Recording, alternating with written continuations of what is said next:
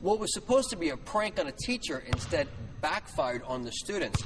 A blindfolded half-court shot that is now the talk of campus and beyond. Check this out. Sinking a half-court shot is impressive. It's even more impressive if you're an amateur.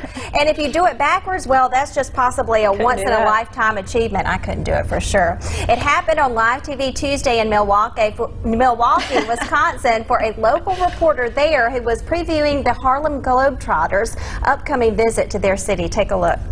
I'll let you decide. Well, since you shooting that way, so let's do this far one. Yeah. All right, here we go. I'm going to go backwards, really up the ante. Here we go. So, Sean Gallagher trying out for the Globetrotters. Hey, what do you say about that?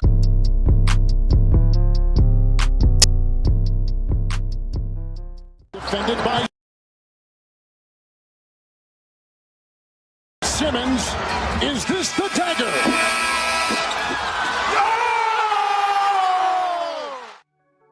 All right, so starting in the 2021-2022 NBA season, the NBA changed from Spalding to Wilson for their official basketballs. You'll see why I said this later in the video. But the other thing I found interesting was the NBA doesn't use a new basketball every game. The ball is handed to the officiating crew before every game and simply gets reused. Interesting. It is also kept in proper condition unless a player asks to keep it. And NBA game balls are subject to an extensive review process. Think about it, an extensive review process before they're used in an NBA game. And furthermore, it says after the final buzzer during the season, the 3 balls selected for use in an NBA game will be returned to the equipment store of the home team for general use in practice and drills. Peep that number, 3 different basketballs. Now in this next section, there's a YouTuber by the name of Jams Plethora that goes into the specs of the basketball and mentions how there is digital technology. Go subscribe to this channel. They have some good content out there. You read that right there, but then you go down here and it shows features and specs.